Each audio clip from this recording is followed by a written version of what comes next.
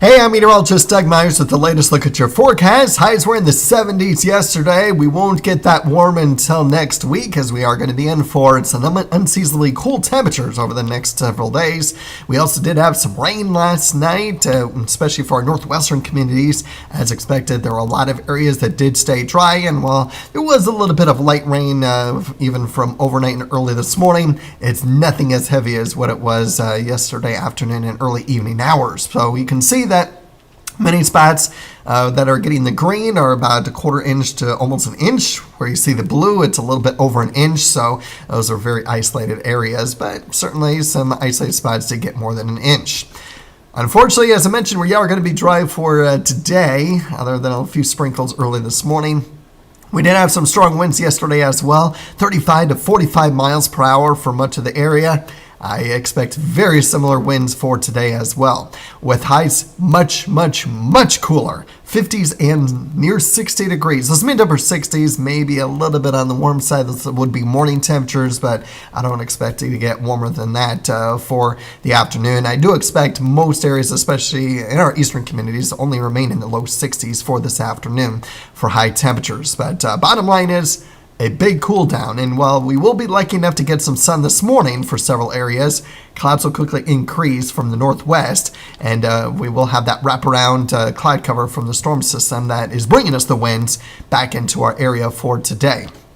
Taking a look at another windy day. Strongest winds today will be in north central Kansas, where our wind advisory will be in effect from 9 to 7. Strongest winds up there around 45 miles per hour as the winds continue to shift over from the west to the northwest, ushering in those cooler temperatures. The winds won't be quite as bad over the weekend, but still staying somewhat strong. Gusts between 20 and 30 miles per hour are expected on Saturday, and maybe a little bit lighter as we head towards Sunday. We'll keep an eye on that. I do expect at least the sustained winds to be a little bit lighter, relatively speaking, on Sunday, but still somewhat breezy. And Saturday, of course, is the partial solar eclipse. Just to quickly check in with our legend. Always look at legends when looking at maps. Very important. It's a good lesson. Because typically when I show supercasts, white would indicate cloud cover. Well, in this particular graphic, which I did not make, by the way, which is why I wouldn't have made it this way, but I just took it from our vendor, we have the white meaning clear skies or good visibility.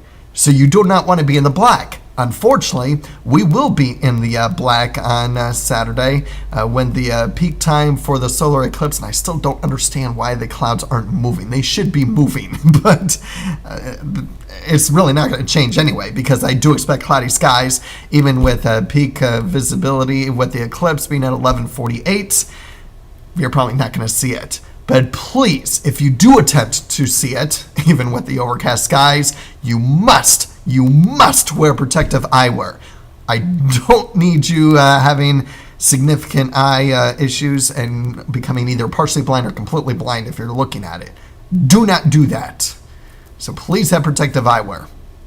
It's going to be chilly too. If you are outside attempting to look at it with your glasses, bundle up. Temperatures in the 50s over the weekend with quite a bit of cloud cover. We'll sneak in a little bit more sun early next week, and that's going to allow temperatures to warm back up into the 60s. Maybe slightly warmer Tuesday and Wednesday compared to what I have, but I'm erring on the side of caution just in case. And then we're monitoring a storm system for the second half of the work week. There's still some uncertainty on specific details on rainfall and how cool it will be due to the rainfall and how cool it will be just for the cooler temperatures moving into the area. So I'm a little bit more uncertain about the second half of the work week compared to the rest of the 8-day forecast, but bottom line is chilly through Sunday, not bad on Monday, a little bit warmer, and then we'll get a little bit warmer still for Tuesday and Wednesday before we get some changes back into the area for Thursday and Friday with cooler air and some potential rainfall. Quick look at our extended outlook. So I'm going to continue to show this every day just to give you an idea of what we're looking at. As far as the extended outlook, you'll notice the 6 to 10 day outlook, probability of above normal temperatures and near normal precipitation. So that's probably where we get that rain chance towards the end of next work week. Looking at the extended outlook, though, we do indicate drier than normal conditions. So hopefully we can get some rain for the second half of next work week. Otherwise, it does look to dry out again, and probability of above normal temperatures continue. But looking at the 3 to 4 week forecast, you'll notice that while the below normal precipitation chances will still exist, we start to usher in potentially some below normal temperatures, or at least the probability of it. So certainly something to continue to focus on here in the coming days and weeks ahead. So keep checking back in for updates on that. In the meantime, have those thicker coats with you. I guess the good news about all the cloud cover that we're going to be getting between this afternoon and the weekend, it allows for minimal temperature changes. So it doesn't get chilly at night, at least compared to what it will be during the daytime hours. But yeah, those daytime hours will be a bit on the chilly side. So be prepared for that if you are going to be out and about.